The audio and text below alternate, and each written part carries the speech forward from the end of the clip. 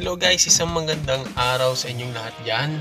Yan guys, isang panibagong vlog na naman ating gagawin about sa unusual sound ng Mitsubishi Mirage. So, ang Mitsubishi Mirage ko guys is 2016 model hatchback.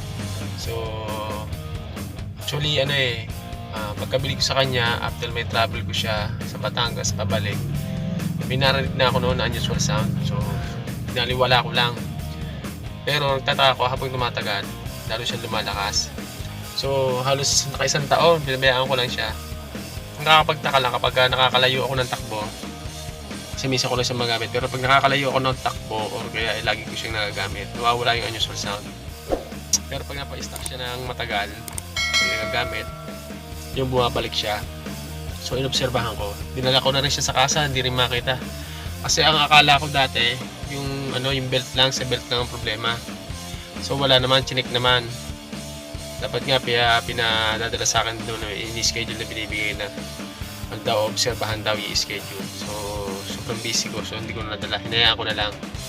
Hanggang sa sinubukan ko, tingnan nyo sa ilalim. Yun, sa ilalim. Yung sa muffler para ang problema. So pag hinawakan mo yung muffler, tumatahimik, kumakalanseng yung pinaka parang niya parang kumbaga sa muffler yung protector ba yun? Kasi yun, meron yung parang lata na cover sa muffler. Pag hinawakan mo, tumatahimik. So ginawa ko guys, nilagyan ko ng tie wire yung pinaka niya, parang kumbaga sa engine support, parang ganon. Goma siya parang engine support, pero siguro siya yung muffler support. Parang ganon, para malis yung vibration. So kaya siguro nilagyan ng ganon. Bali tatlong ganon siya, tatlong rubber, pero isa lang yung nilagyan ko, yung bandang gitna. So una nilagyan ko ng dalawang tie wire sa gitna, nikpitan ko, pero parang may ingay pa rin. So nilagyan ko ulit siya ng dalawa pa ulit paikot. So later on, siguro baka bilhan ko rin siya ng pamalit. Tanong ko kung may mabibili sa mga auto parts kuya sa kasa. Ito baga temporary lang ginawa ko para mawala lang yung ingay, kasi nakaka-irita talaga yung ingay niya. So hindi ko na na-videohan guys. Dati may video ko, nabura ko na hindi ko na na-videohan yung kalanseng. Basta alam mo yun siyang pakinggan talaga. Parang akala ko nga dati sa makina na. So yun lang, sa muffler lang pala yung vibration niya. Kasi di ba makina natin kapag pag malamig pa makina, ma-vibrate siya. Pero pag matagal na tumatakbo, tumitining na, hindi siya masyadong vibrate, mawawala. So ganun siya Pag start mo siya, wala. Pero mga ilang minuto habang nagpapainit siya, iingay na siya, magkakaroon ng vibration. Tapos pag matagal nang umaandar yung makina, wala siya, nawawala. So ganun siya guys.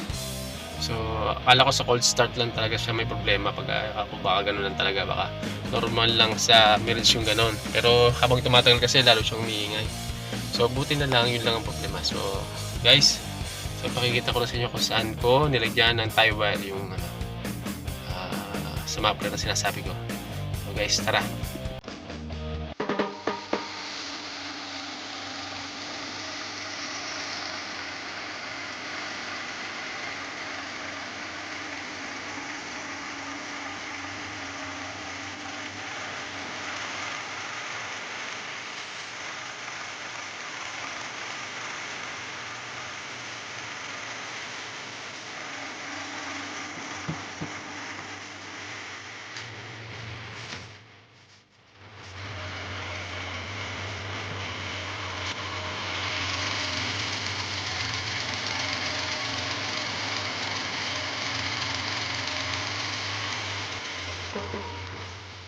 Maraming salamat sa iyong panonood. And guys, hindi ka pa nakasubscribe sa aking channel, pakiclick na lang yung subscribe button.